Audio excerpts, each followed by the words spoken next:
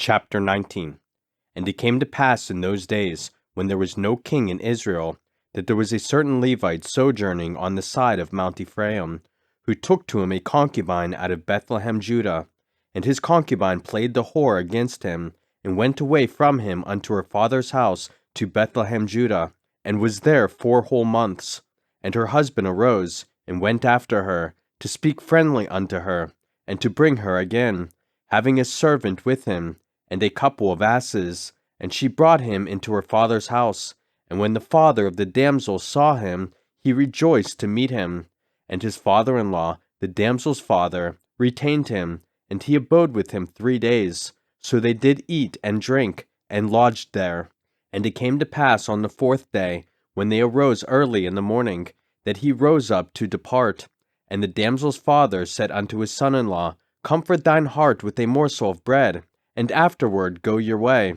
And they sat down, and did eat and drink both of them together. For the damsel's father had said unto the man, Be content, I pray thee, and tarry all night, and let thine heart be merry.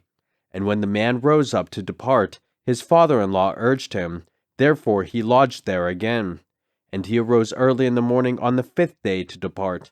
And the damsel's father said, Comfort thine heart, I pray thee. And they tarried until afternoon, and they did eat both of them.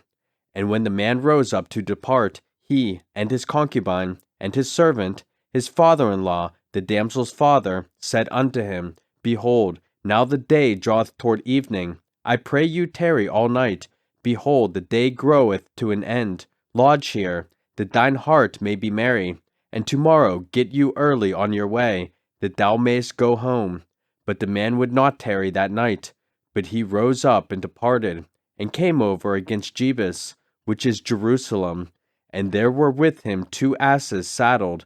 His concubine also was with him. And when they were by Jebus, the day was far spent. And the servant said unto his master, Come, I pray thee, and let us turn into this city of the Jebusites, and lodge in it. And his master said unto him, We will not turn aside hither into the city of a stranger, that is not of the children of Israel. We will pass over to Gibeah.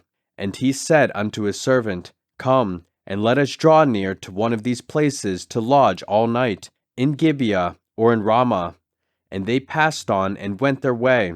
And the sun went down upon them when they were by Gibeah, which belongeth to Benjamin. And they turned aside thither, to go in and to lodge in Gibeah.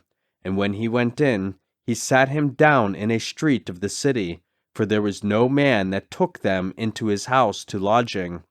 And behold, there came an old man from his work out of the field at even, which was also of Mount Ephraim, and he sojourned in Gibeah.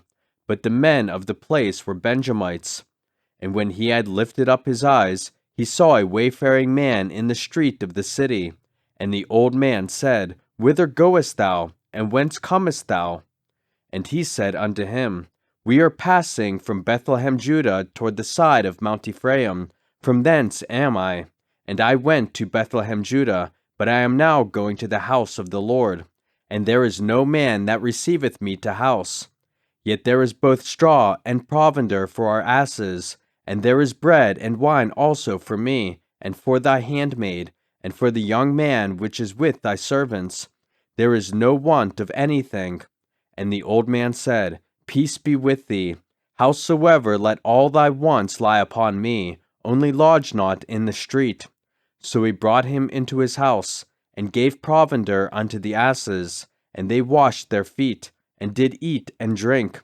Now as they were making their hearts merry, behold, the men of the city, certain sons of Belial, beset the house round about, and beat at the door, and spake to the master of the house, the old man, saying, Bring forth the man that came into thine house, that we may know him. And the man, the master of the house, went out unto them, and said unto them, Nay, my brethren, nay, I pray you, do not so wickedly. Seeing that this man is come into mine house, do not this folly.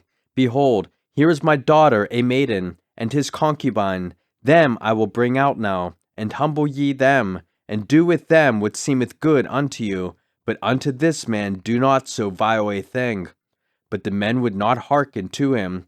So the man took his concubine, and brought her forth unto them, and they knew her, and abused her all the night until the morning. And when the day began to spring, they let her go. Then came the woman in the dawning of the day, and fell down at the door of the man's house where her lord was, till it was light. And her lord rose up in the morning, and opened the doors of the house, and went out to go his way. And behold, the woman his concubine was fallen down at the door of the house, and her hands were upon the threshold. And he said unto her, Up, and let us be going. But none answered. Then the man took her up upon an ass, and the man rose up, and gat him unto his place. And when he was come into his house, he took a knife, and laid hold on his concubine, and divided her, together with her bones, into 12 pieces, and sent her into all the coasts of Israel. And it was so, that all that saw it said, There was no such deed done nor seen from the day that the children of Israel came up out of the land of Egypt unto this day. Consider of it, take advice, and speak your minds.